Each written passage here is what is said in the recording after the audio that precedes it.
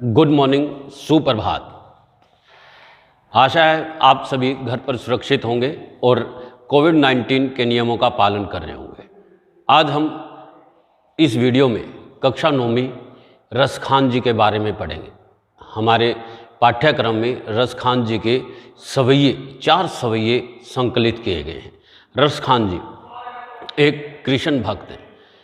वो श्री कृष्ण जी के अनन्य भक्त हैं। उन्होंने अपना सारा जीवन श्री कृष्ण जी की भक्ति में लगा दिया। अपनी उसी भक्ति भावना का, अपनी उसी समर्पण भावना का यहाँ पर कविवर इन पदों में वर्णन करता है। पहला पद रसखान जी का है, पहला सवैया, जिसमें रसखान जी श्री कृष्ण जी के प्रति अपने अनन्य भाव, अनन्य भक्ति भावना, अटूट श्रद्धा और समर्पण को अभिव्यक्त करते हैं। वो हर परिस्थिति में, हर रूप में, हर अवस्था में केवल और केवल अपने आराध्य भगवान श्री कृष्ण जी से जुड़े रहना चाहते हैं।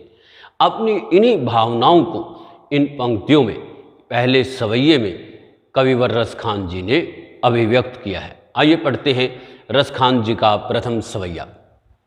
मानुष हो तो वही रसखानी, बसो ब्रज गोकुल के गांव के गवारन। जो पशु हो तो कहाँ बस मेरो, चरों नित नंद की धेनु मंझारन। पाहन हो तो वही गिरी को, जो कियो हरि छत्र पुरंदर धारन।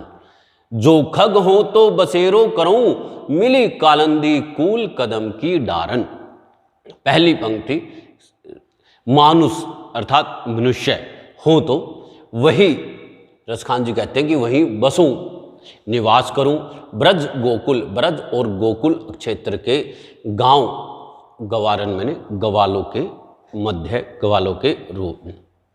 कविवर कहता है कि मनुष्य मृत्यु के पश्चात अगला जन्म लेता है और कविवर इसमें अपनी इच्छा व्यक्त करता है कि वो अगले जन्म में किस रूप में और कहाँ जन्म लेना चाहता है। वो कहता है कि यदि मानुष हो तो वही रसखानी, यदि मेरा अगला जन्म मनुष्य के रूप में होता है तो गोकुल गांव के गवालों के रूप में हो। मैं अगले जन्म में गोकुल और ब्रज क्षेत्र के गवालों के रूप में जन्म लेना चाहता हूं, यदि मेरा जन्म मनुष्य रूप में हो। जो पशु हो तो कहाँ बस मेरो, जो यदि पशु के रूप में, कहाँ बस मेरो, मेरा बस नहीं है, मेरा वश नहीं है, मेरे इख्तियार में नहीं है। चरों नित अर्थात प्रतिदिन, चरों मैंने चरूं, नंद की धेनु, नंद बाबा की धेनु अर्थात गाय, मंझारन मैंने बीच में। कविवर कहता है कि अगला जन्म हमारा किस रूप में होगा किसी को नहीं पता, और कहता है कि यदि मेरा अगला जन्म पशु रूप में हो, क्योंकि ये मेरे अधिकार में तो नहीं है कि मेरा अगला जन्म किस रूप में हो, यदि पशु रूप में होता है तो मैं नंद बाबा की गायों के बीच में ही चरूं, उन्हीं के साथ मैं खेतों में चरूं, उन्हीं के साथ विचरण करूं। अर्थात वो नंद बाबा की गायों के साथ चरना चाहते हैं, उन्हीं के बीच में पशु रूप में जन्म लेना चाहते हैं। वो पशु रूप में नंद बाबा की गाय के रूप में जन्म लेना चाहते हैं। पाहन हो तो वही गिरी को, पाहन अर्थात पर्वत, पहाड़ हो तो यदि वही, मैंने उसी गिरी, मैंने उसी पर्वत का जो किया था हरि छत्र, हरि अर्थात श्री कृष्ण जी, छत्र छाते के रूप में, पुरंदर इंद्र, धारण मैंने धारण करना। कई बार कहते हैं कि यदि मेरा जन्म मनुष्य रूप में भी नहीं होता, पशु रूप में भी नहीं होता, और यदि मेरा जन्म निर्जीव वस्तु के रूप में होता है तो मेरा जन्म पहाड़ या पर्वत के रूप में हो, और उसी पर्वत का हिस्सा मैं बनूं जो श्री कृष्ण जी ने इंद्र अर्थात देवताओं के राजा इंद्र का अभिमान चूर चूर करने के लिए धारण किया था। अर्थात मैं गोवर्धन पर्वत का हिस्सा बनकर जन्म लेना चाहता हूं, क्योंकि श्री कृष्ण जी ने इंद्र का अभिमान चूर चूर करने के लिए वहाँ के ब्रज और गोकुल क्षेत्र के निवासियों को कहा था कि हमारे क्षेत्र में जो भी सुख समृद्धि और खुशहाली है वह इस गिरिराज गोवर्धन पर्वत के कारण ही है, क्योंकि यही बादलों को रोककर यहाँ पर वर्षा कराता है और वर्षा से ही सारी तरफ खुशहाली हरियाली है। इसलिए हमें देवराज इंद्र की अपेक्षा गोवर्धन महाराज की पूजा करनी चाहिए। इंद्र को यह बात बुरी लगी और उसे यह अपमान लगा, तो उन्होंने सारे ब्रज और गोकुल क्षेत्र के ऊपर वर्षा करनी प्रारंभ करती और इतनी भयंकर लगातार वर्षा करते रहे कई दिनों तक। तो उस वर्षा से बचाने के लिए भगवान श्री कृष्ण जी ने अपनी सबसे छोटी उंगली पर गिरिराज पर्वत अर्थात गोवर्धन पर्वत को धारण किया था और उसके नीचे रखकर सारे गोकुल और ब्रज क्षेत्रों के निवासियों को, पशु पक्षियों को वहाँ आश्रय दिया था और उन्हें बचाया था और इंद्र का अभिमान चूर चूर किया था। इसलिए रसखान जी कहते हैं कि मैं उसी गिरिराज गोवर्धन पर्वत का हिस्सा बनकर जन्म लेना चाहता हूँ, जो श्री कृष्ण जी ने इंद्र का अभिमान चूर चूर करने के लिए छाते के रूप में धारण किया था। जो खग हो तो बसेरा करूं, खग अर्थात पक्षी के रूप में जन्म हो तो बसेरो मैंने निवास करूं, बसेरा करूं। कहाँ मिली वो मुझे, कहाँ निवास मिले?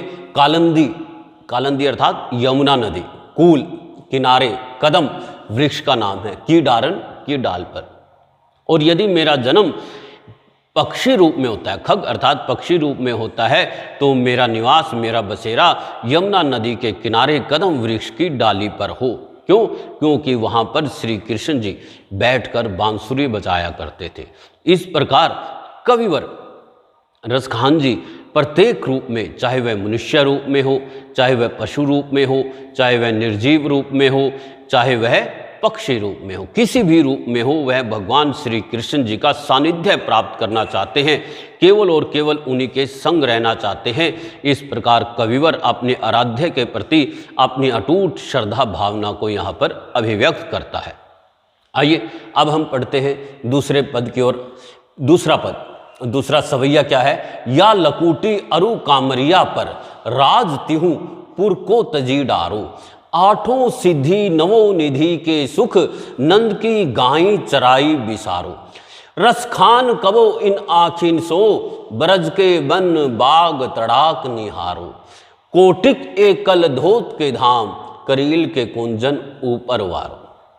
इन पंक्तियों में, इस सवैये में कविवर ने श्री कृष्ण जी से संबंधित सामग्री या उनकी वस्तुएं, उनसे जुड़े हुए स्थान, बाग बगीचे, तालाब, कांटेदार झाड़ियाँ, इनके प्रति अपने भाव प्रकट किए हैं कि वो उनके लिए कितने महत्वपूर्ण हैं। वे उनके लिए हर एक प्रकार की सुख सुविधाएं, हर एक प्रकार का सुख शक्ति सब कुछ त्यागने के लिए तैयार हैं। उन्हें केवल और केवल श्री कृष्ण जी का साथ चाहिए, संग चाहिए, उनसे जुड़ी हुई वस्तुएं उनके लिए अनमोल हैं। या लकूटी, ये या लकूटी अरु कामरिया, लाठी और कंबल, राज तिहु, राज्य तिहु मैंने तीनों लोग, तिहुपुर तीनों लोगों का, तजी डारो छोड़ने के लिए तैयार हूं। कविवर रसखान जी कहते हैं कि मैं श्री कृष्ण जी की उस लाठी और कंबल के लिए जो वे प्रतिदिन गाय चराने के लिए साथ में लेकर जाया करते थे, उसके लिए मैं तीनों लोगों का राज्य अर्थात राज तिहुपुर को तजी डारो, तीनों लोगों का राज्य त्यागने के लिए तैयार हूं। अर्थात उनके लिए वो लाठी और कंबल तीनों लोगों के राज्य से ज़्यादा महत्वपूर्ण हैं, अनमोल हैं। इसलिए वो उस लाठी और कंबल के लिए तीनों लोगों का राज्य त्यागने के लिए, न्योछावर करने के लिए तैयार हैं। आठों सिद्धि नवों निधि के सुख नंद की गायें अर्थात नंद बाबा की गायें चराई मैंने चराने के लिए, बिसारो मैंने भूल जाऊंगा।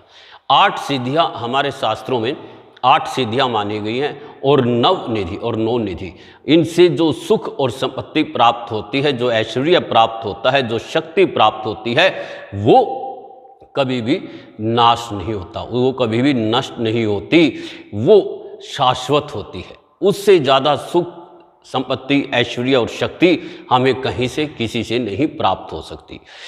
लेकिन कविवर रसखान जी कहते हैं कि मैं उन 8 सिद्धियों और 9 निधि से मिलने वाले सुख को नंद बाबा की गायें चराने के बदले भूलने के लिए तैयार हूँ। मुझे वो सुख जो आठों सीधी और नवों निधि से मिलता है उसकी अपेक्षा ज़्यादा सुख, आनंद, प्रसन्नता नंद बाबा की गाय चराने से मिलता है। इसलिए वो नंद बाबा की गाय चराना ज़्यादा बेहतर समझते हैं। अगली पंक्ति में कहते हैं, रस खान कबू इन आँखिन सो, कबू मैंने कब, इन आँखिन सो, इन आँखों से, इन नेत्रों से, ब्रज, ब्रज के वन, जंगल, बाग, बाग बगीचे, उपवन, तड़ाग, तालाब निहारों मैंने देखूंगा। कई बार रस खान जी कहते हैं कि ना जाने कब मैं अपनी आँखों से प्रत्यक्ष ब्रज क्षेत्र के बाग, बगीचे, जंगल और तालाब, सरोवर इत्यादि को देख पाऊंगा। अर्थात उनके मन में इन श्री कृष्ण से जुड़ी हुई प्रत्येक वस्तु को देखने के लिए बड़ी उत्कंठता है, बड़ी व्याकुलता है। वो उनसे जुड़ी हुई प्रत्येक वस्तु में अपने आराध्य को देखते हैं। कोटिक ए कलधोत धाम, करील के कुंजन ऊपर वारो, कोटिक हजारों करोड़ों, कलधोत सोने के धाम, महल, करील के कुंजन, कांटेदार झाड़ियाँ ऊपर मैंने न्यौछावर करने के लिए तैयार हूँ। रसखान जी कहते हैं कि मैं सोने चांदी के करोड़ों महल, श्री जो ब्रज क्षेत्र की कांटेदार झाड़ियाँ हैं उनके ऊपर न्यौछावर करने के लिए तैयार हूँ। अर्थात क्यों? क्योंकि उन्हें उन कांटेदार झाड़ियों में श्री कृष्ण जी के दर्शन होते हैं। वो कहते हैं कि यहाँ पर श्री कृष्ण जी ने प्रतिदिन भांति भांति की लीलाएं की हैं। ये यहाँ के कण कण में, ब्रज क्षेत्र के कण कण में, गोकुल क्षेत्र के कण कण में उन्हें श्री कृष्ण जी दिखाई देते हैं। इसलिए वो ब्रज क्षेत्र के हर एक स्थान को देखना चाहता है, वहाँ पर अपने आराध्य को महसूस करना चाहता है। तीसरा सवैया, मोर पंख सिर ऊपर राखियों, गुंज की माल गरे पहिरोंगे, ओढ़ी पीताम्बर ले लकूटी, बन गोधन गवारिन संग फिरोंगी, या मुरली मुरली धर की अधरान धरी अधरान धरोंगी। यहाँ पर गोपियाँ श्री कृष्ण जी के सौंदर्य से अभिभूत हैं। वो श्री कृष्ण जी के सौंदर्य से इतनी ज़्यादा मोहित हैं कि वो श्री कृष्ण जी जैसा ही रूप लेना चाहती हैं। वो कहती हैं कि मोर पंखा सिर ऊपर राखियो, मैं अपने शीश पर मोर पंख को धारण करूंगी। मोर पंखा सिर ऊपर राखियो, कि मैं जैसे श्री कृष्ण जी अपने मस्तक पर हमेशा मोर का मुकुट धारण करते हैं, ऐसे ही मैं भी श्री कृष्ण जी का श्री कृष्ण जी की भांति मोर मुकुट अपने शीश पर, अपने मस्तक पर धारण करूंगी। गुंज की माल गरे पहनूंगी, और जंगल से के फूलों से बनी हुई माला को गरे अर्थात हृदय में, अपने गले में धारण करूंगी, पहन लूंगी। ओढ़ी पीताम्बर ले लुकेटी, और पीले वस्त्र पहनकर और हाथ में लाठी लेकर वन गोधन गवारिन संग बिरूंगी, और जंगल में गोधन गायों को चराने के लिए ग्वालों के संग संग उनके साथ जंगल में घूमूंगी फिरूंगी। भाव तो मेरो वही रसकानी, तेरे कहे सब स्वांग रचोंगी। रसखान जी कहते हैं, गोपियाँ कहते हैं कि मेरे को भी वही भाव, मेरे को भी वही श्री कृष्ण जी का रूप धारण करना अच्छा लगता है। मैं तेरे कहने पर वो सभी स्वांग, वो सभी नाटक, वो सभी वेशभूषा धारण करने के लिए तैयार हूँ। परंतु या मुरली मुरली धर की अधरान धरी न धरोंगी, या मुरली, जो ये मुरली है, मुरलीधर की, मुरलीधर अर्थात मुरली को धारण करने वाले श्री कृष्ण की अधरान, जो उनके होठों पर रखी रहती है, धरी अधरा न धरूंगी, अपने होठों पर नहीं रखूंगी।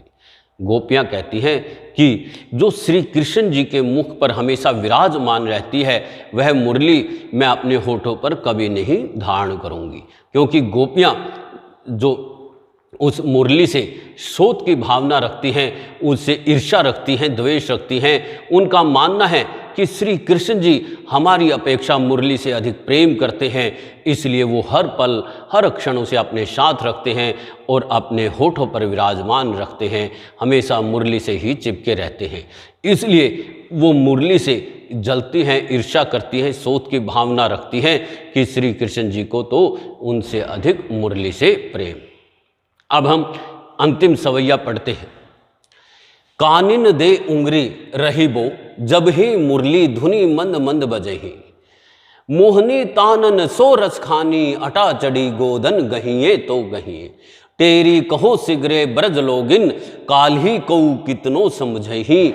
मायरी वा मुख की मुस्कानी, संहारी न जहिए न जहिए न जहिए। इस अंतिम सवैये में गोपियां श्री कृष्ण जी की मुस्कान और उनकी मुरली के प्रभाव का वर्णन करती है कि उनकी मुख की मुस्कान अचूक है, उसके प्रभाव से कोई नहीं बच सकता। उस मुस्कान का जादू ऐसा है कि फिर और कोई सारी चीज़ें उसके सामने व्यर्थ हो जाती हैं, बेकार हो जाती हैं, जब श्री कृष्ण जी की मुस्कान का जादू चलता है। तो क्या कहती है? कानिन दे, कानों में दे मैंने देकर, अंगुली मैंने अंगुली डालकर रही वो मैंने रहेंगी, जब मुरली अर्थात बांसुरी धुनी की धुन मंद मैंने धीमे धीमे बजे ही मैंने बजेंगी।